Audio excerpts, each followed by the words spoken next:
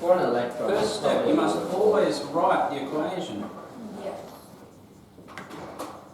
Does anyone know the mass of an electron? 9.11 times 10 to the power negative 31. Correct. Am I? Mm-hmm. Oh, Well, sure. just joke. So syntax error. Well, you done goofing. Huh? Sorry, Something man. wrong then. Wait, Yeah, you just put it in Jack. Shut up, or I'm going to call the state police and the cyber police on you, alright? Why? What happened? You don't get the joke, do you? No. So, have you ever known what you done goofed came from? No. Why? What's it come from? You need to look it up.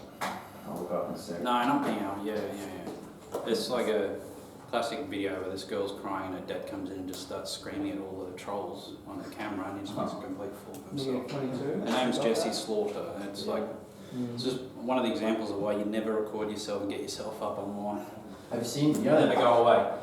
Have you heard the story of that Dragon Lord guy in Germany? What are you doing? He kept getting trolled online, so he gave his address and then said anyone come to his house to fight him, which is a big mistake. Because until now, he still gets people come to his house and harass him. He didn't ask that. It's pretty funny story. Well, he's a Dragon Lord. 1, 2, 3, 4, 5, 6, 7, 8.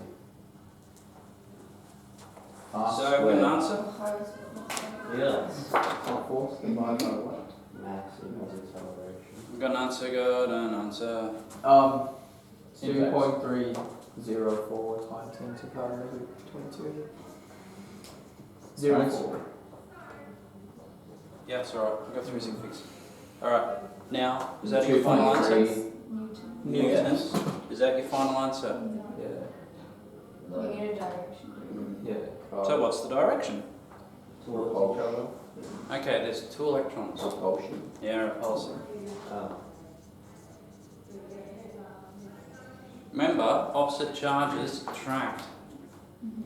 Same charge repels. So it's 2 protons, they'll repel. It's 2 electrons, they'll repel. And you can see that on the hair from the Van der Graaf generator. What is coming out from that static electricity when you got that Van der Graaf generator thing going on? What's causing the hair to stand on end?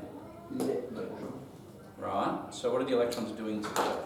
Trying to get away from You get the cyber police. propelling each other. Yes, they are repelling each other. How? Because they're both the same charge. No, I know why they're doing it, but how are they doing it? I could not tell you. That formula. No. That. Yes. Is it because the two Okay. fields oppose? Yeah, that's it. You know this Dragon Lord dude that was making people come fight him? So that if someone punches him or he punches them, that's what we call a contact force.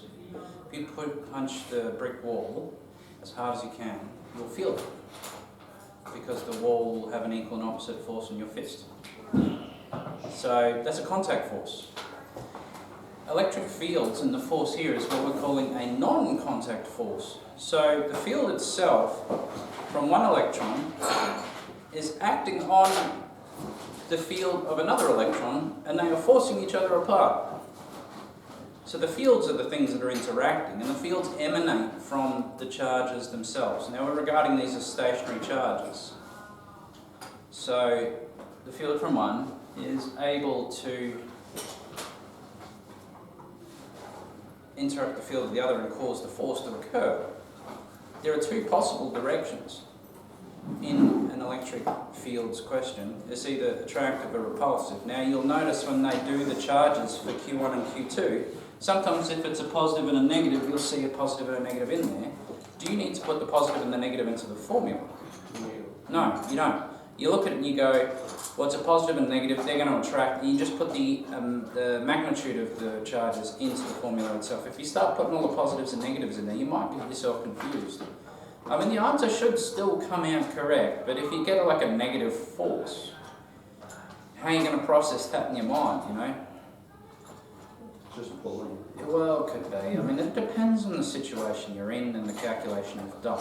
But at the end of the day, look at it. If it's positive and positive, it's negative and negative, you write repulsive as the direction. If it's positive and negative, it's attractive. If it's a combination of them, then you've got a vector addition going on there. Now, we start off with our vector additions in 2 dimensions, and we will eventually get to 3. So at the moment, we are looking at 2 electrons in a line between each other. Now, I realise that the radius is only half the distance of the circle, and really, this would, some people are saying, well, it's not the diameter, but radius means from the middle of one charge to the middle of the other, and that's what it is. Sometimes you'll get it in millimetres, you'll need to change that to metres. Always needs to be changed. So be on the lookout for that kind of stuff in question. This is what's known as a mutual force. So when you work it out, even if one's got like 3 times the charge of an electron and one has just the charge of an electron, they don't feel differing amounts of force. They both feel the same amounts of force in equal and opposite directions. It's like if you were up in space and you had 10 kilos of rice and 5 kilos of flour. I'm not sure why they're there, but that's not important. This is physics, and it's what we call an ideal situation. If you go click and just they're there, what are they going to do? Are they just going to sit where they are? Yeah. No, they're going to slowly come in towards each other. And of course, the smaller radius gets, the greater the power of the gravity between them, and they'll bump and bump. And the theory being that eventually they'll end up together, right? They're going to attract each other due to gravity, and they're both feeling the same force as they pull towards each other. Acceleration will be different relative to their mass, because one is 10 kilos and the other is 5. But they're both feeling the same force. So it's a mutual force. And mutual means, you're feeling it together with something else. Now, you're going to have gravity vectors which occur as a result of all of this.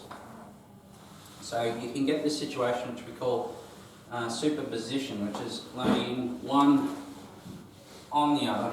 So let's say we have an electron here. Over here, we have a charge of plus 7 millicoulombs. Over here, we have a charge of plus 3 millicoulombs.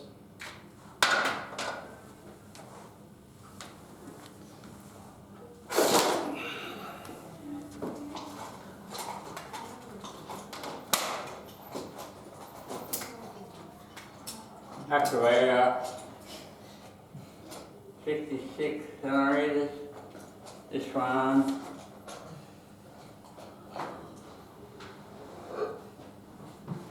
High. Alright.